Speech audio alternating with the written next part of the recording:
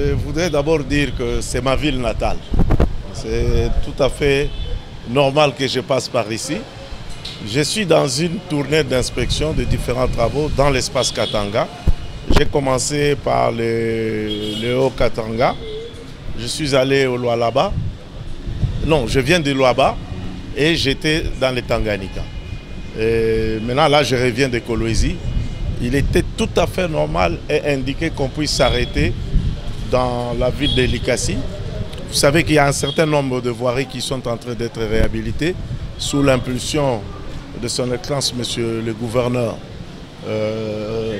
qu'on appelle communément Wandani, qui, moi, que je considère comme étant un grand agent de développement des infrastructures.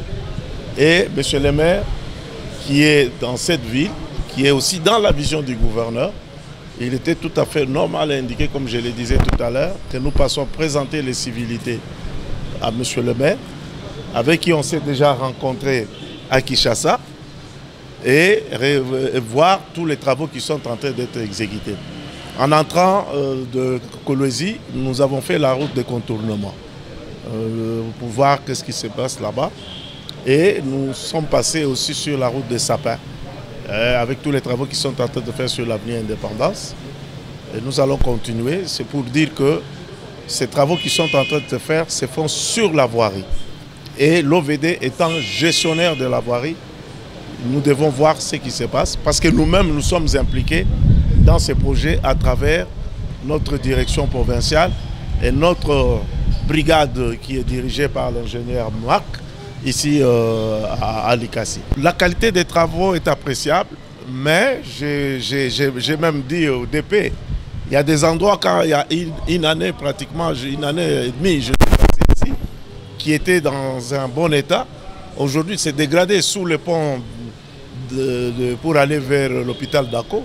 C'est complètement dégradé. J'ai vu aussi travaux qu'on avait fait sur l'avenue pour aller vers Zout, qui est complètement abîmé. Et nous avions discuté avec les DP pour que dans les programmes du PER qui est en train d'être élaboré, que c'est en dehors de ce qui est pris en charge par l'autorité provinciale, que ces routes, nous puissions les prendre dans le cadre du PER 2024 qui va se faire. J'ai donné des instructions dans ce sens-là. Parce que, vous savez, c'est la ville qui avait la voirie la meilleure à travers ces pays.